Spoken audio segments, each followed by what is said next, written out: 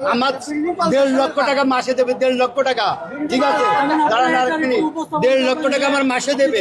দেওয়ার পরে আমার ছেলে প্রতি মাসে 14 লাখ টাকা পাইছে। সেই 14 লাখ টাকা জানে গেল, আজ ওই যে বিক্রি করে আসছে 35 লক্ষ টাকা। 35 লক্ষ টাকা, এই টাকাটা কই? উনার মাধ্যমে গিয়েছিল কিনা? উনার মাধ্যমে ছিল। উনার মাধ্যমে কি হয়? যে মাধ্যমে গেছে উনি আপনি কি হয়? এখন মামা তো ভাইয়ের চাচা তো ভাই না, বাবার বিরুদ্ধে যদি প্রতারণা হয় এটা দায় আছে কিনা? আপনি মামা তো ভাই হন, আপনি চাচা তো ভাই হন, আপনার মাধ্যমে যেহেতু গিয়েছিল আপনার দায় আছে কিনা?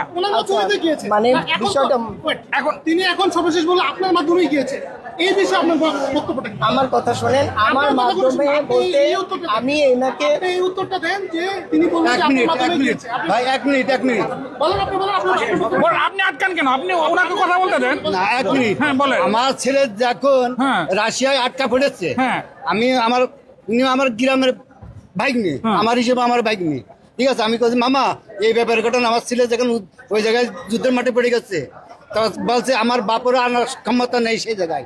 তারপর আমার ছেলে বাড়ি জায়গাতে ফোন দিয়েছে, দিয়ে আমার কাছে আর দিইনি। 15 দিন পরে ওনার কাছে ফোন দিয়েছে, দিয়ে পরে কাছে কি মামা আমাদের যুদ্ধের মাঠে নিয়ে কাছে মহিলা যা বলে তাই শোনো, আমাদের করণে কিছু নেই।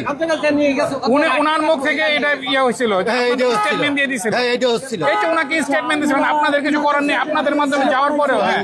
বলি আপনারা ছেলে যে পাঠাইছেন তখন কি জেনে পাঠাইছেন যে চাকরি করতে যাবে না জিতে যাবে? চাকরি করতে গেছে, রঙের কাজে যাবে, রঙের কাজে। আমার 1.5 লক্ষ টাকা মাসে দেবে, 1.5 লক্ষ টাকা। ঠিক আছে, দাঁড়ান আর এক মিনিট।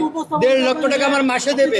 দেওয়ার পরে আমার ছেলে প্রতি মাসে 14 লাখ টাকা পাইছে। সেই 14 লাখ টাকা জানে গেল, আজ ওই যে বিক্রি করে আসছে 35 লক্ষ টাকা।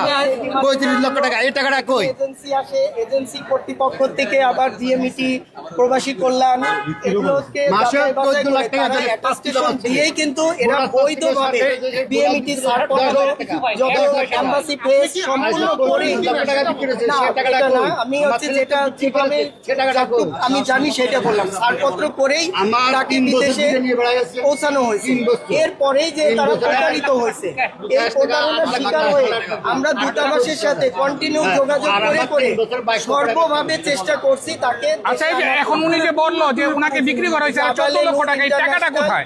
টাকাটা কার কাছে? 40 লক্ষ টাকা। এই যে দাদা, এই যে এক্সকিউজ মি, এই যে উনাকে 40 লক্ষ টাকা বিক্রি করা হয়েছে, টাকাটা কার কাছে? আপনার সাথে জামালের সম্পর্ক জামালে নূরের হ্যাঁ। সম্পর্ক মানে কি? এখানে হচ্ছে যে ছেলেটা সে ওইখানে আমার যাওয়ার ছেলের কাছে এই কথাটা জন্য শুনবেন। আচ্ছা আচ্ছা, উনাকে যে 40 লক্ষ টাকা বিক্রি করা হয়েছে, এই টাকাটা কার কাছে? এটা আপনারা সরকারিভাবে যদি একটু তদন্ত করে, সরকারি একমাত্র এটা উদ্ঘাটন করতে পারবে।